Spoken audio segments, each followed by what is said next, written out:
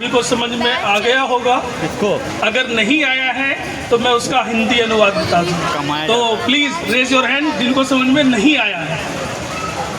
चलिए, बाकी ज़्यादातर लोगों को समझ में आ गया है, जिसका अर्थ है जो जितने लोग नहीं समझ में आया है, मैं उन सभी बुद्ध को नमन करता हूँ जो भूतकाल में हुए।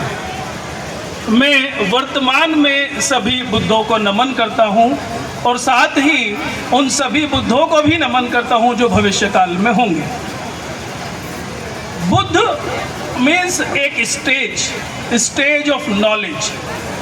जैसे कि बुद्ध ने खुद भी कहा है, आप भी बुद्ध हो सकते हैं। सिद्धार्थ गौतम जैसे अभी हमारे जो संगीतकार हैं, उन्होंने बताया था कि 8वें बुद्ध हैं, तो उनसे पहले भी बहुत बुद्ध हुए हैं।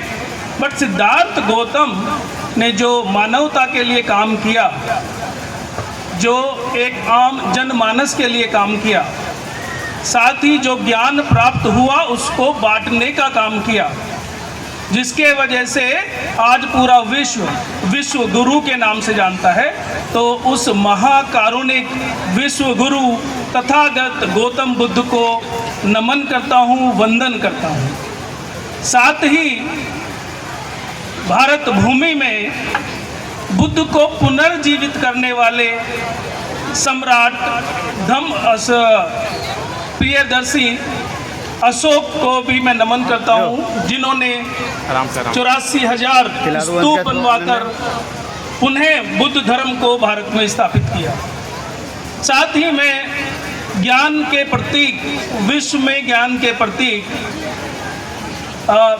संविधान निर्माता खाली शोषित वंचित समाज के ही नहीं, अपितु हर समाज के पुरुष महिला सभी के उद्धारक बाबा साहब भीमराव अंबेडकर को नमन करता हूँ।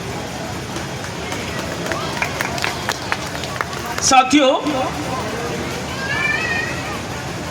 मैं इस मंच के माध्यम से सबसे पहले तो मैं मंच का शुक्रगुजार हूँ, मंच के लिए धन्यवाद प्रेषित करता हूँ कि उन्होंने मुझे आप लोगों के बीच में बोलने का मौका दिया।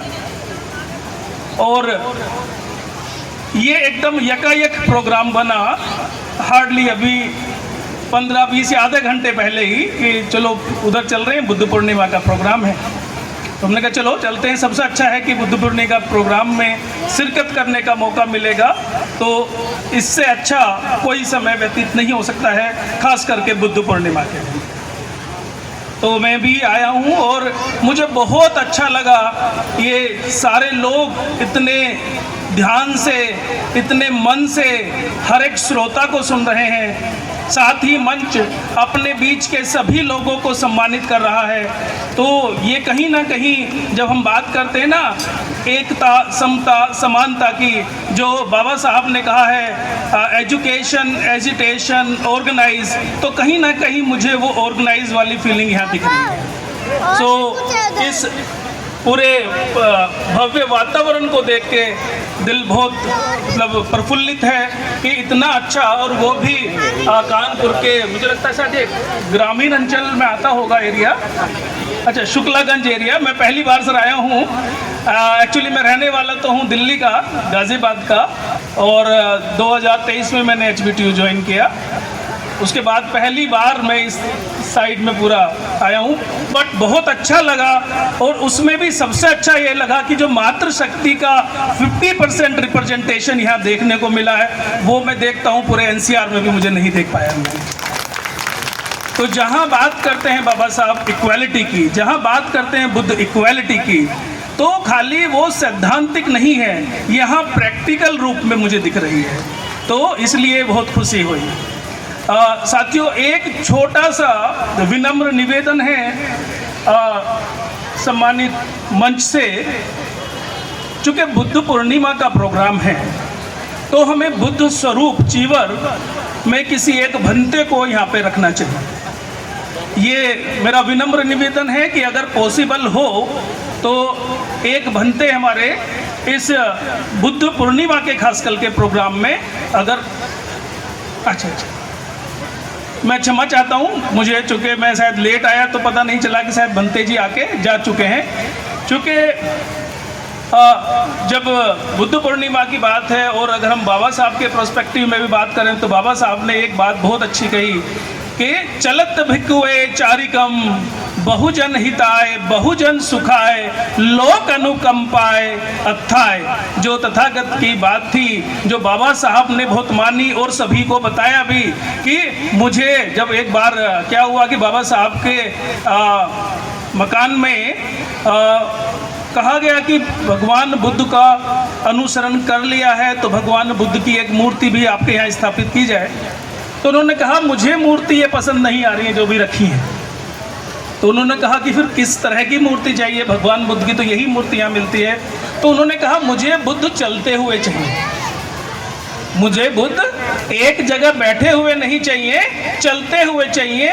जो कि तथागत ने भी कहा चलत भिक्खुए चारिकम बहुजन हिताय बहुजन सुखाय लोक अनुकंपाय अत्थाय, कि आपके जो भंते लोग हैं, जो बुद्ध स्वरूप हैं, वो जगह जगह विचरित करें, जगह जगह चलते रहें, धम्म देशनाएं देते रहें और लोगों का उत्थान करते रहें। भाई प्रशांत ने बड़ी सुंदर बात कही। उन्होंने भी कहा कि क्या बताया था आपने अभी? हाँ नहीं वो तो ठीक है, वो तो पाखंड है। ये सारा जो हालमेल है ना जो विष्णु के अवतार वाला, वो राजा रवि वर्मा के कारण है। जो एक पेंटर हुए, एक राजा हुए, उन्होंने जो ना चित्र बना दिए और बोल दिया कि ये देवी है, ये देवता है। वो बहुत बड़ा घालमेल है, उसके बारे में कभी फिर विशेष रूप से डिस्कस किया जाएगा। लेकिन मतलब जो हाँ जो उन्होंने बात की थी ना कि भगवान बुद्ध ध्यान करते थे और उसके बाद 50 किलोमीटर 60 किलोमीटर चलते थे। साथियों, आपको पता होगा तथागत भगवान बुद्ध के टाइम में जो बुद्धिज्म है वो अफगानिस्तान तक फैला है और उस टाइम पे कोई कार बस ये सुविधाएं नहीं थी। तथागत बुद्ध पैदल ही जाके अफगानिस्तान और इधर जहाँ तक वो गए हैं पैदल ही गए हैं। तो उन्होंने इसीलिए कहा कि जहाँ जहाँ पे भंते जाएंगे, जहाँ जहाँ पे चीवर जाएगा, ऑटोमेटिकली बुद्धिज्म का रिप्रेजेंटेशन जाएगा।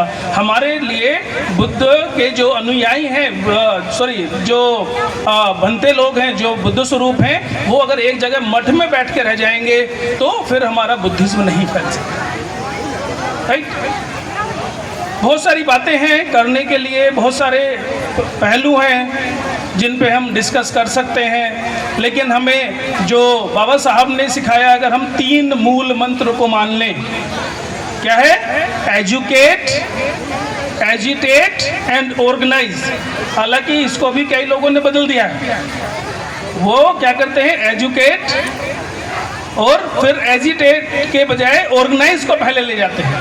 कहते हैं शिक्षित बनो, संगठित रहो और संघर्ष करो। जबकि ओरिजिनल वर्ड क्या है बाबा साहब का? एजुकेट, एजिटेट और ऑर्गेनाइज।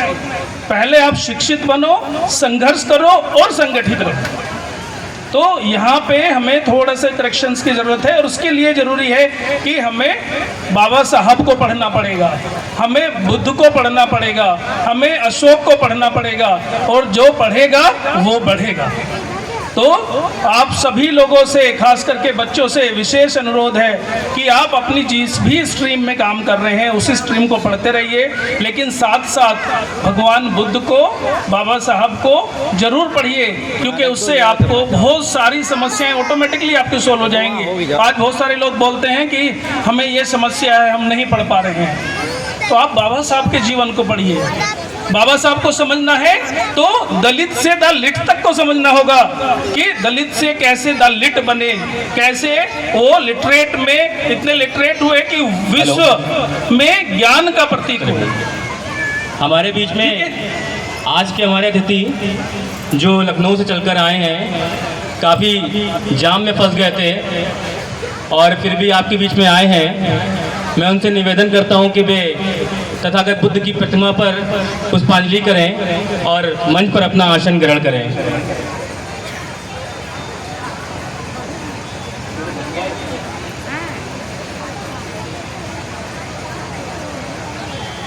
सो साथियों, चूँकि मुख्य अतिथि भी आ गए हैं और अभी समय भी हो रहा है, तो मैं आपका ज़्यादा समय ना लेते हुए एक धमपद और कहना चाहूँगा। सब्बे सत्था सुखी होन्तु, सब्बे होन्तु च खेमनो, सब्रे भद्राणि पश्यन्तु मां दुःखी भवन्तु। नमो बुद्धाय। हेलो। जय हिंद। हेलो।